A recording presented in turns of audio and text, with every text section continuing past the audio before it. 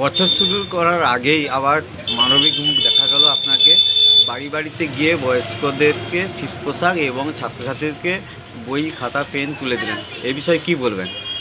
প্রথমেই আমার মা লক্ষ্মীপ্রিয়া ডেভেলপমেন্ট সোসাইটির পক্ষ থেকে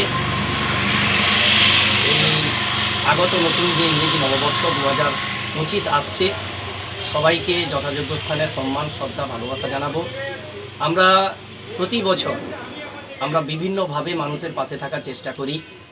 আমাদের প্রচণ্ড শীতের মধ্যে যে সমস্ত পরিবার তাদের বিভিন্নভাবে ব্ল্যাঙ্কেট থেকে শুরু করে শীতের যে বিভিন্ন জিনিস কিনতে পারছে না, সেগুলো আমরা তুলে দেওয়ার চেষ্টা করছি বয়স্ক মানুষ যারা রয়েছেন তাদের হাতে।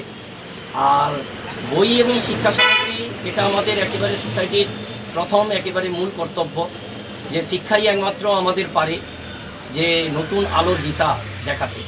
শিক্ষাই আনে চেতনা, চেতনা আনে বিপ্লব। আজকে দীর্ঘ 200 বছর ধরে যে ইংরেজরা আমাদের শাসন করতে পেরেছিল, সেই শিক্ষার আলো আমাদের মধ্যে ছিল না।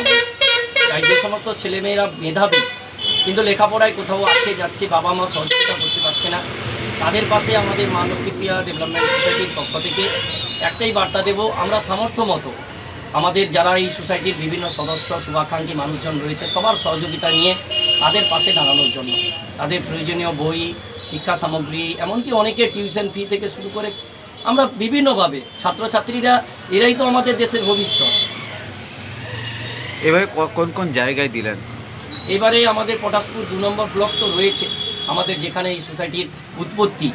তাছাড়া আমরা বিভিন্নভাবে অন্যান্য জেলায়, পশ্চিম মেদিনীপুর, ঝাড়গ্রাম, পুরুলিয়া, বাঁকুড়া, পিছিয়ে পড়া বিভিন্ন যে এলাকা রয়েছে, সেখানেও আমরা কিন্তু এই সোসাইটির সদস্যরা নানাভাবে পৌঁছেছি এবং পৌঁছানোর চেষ্টা করছি।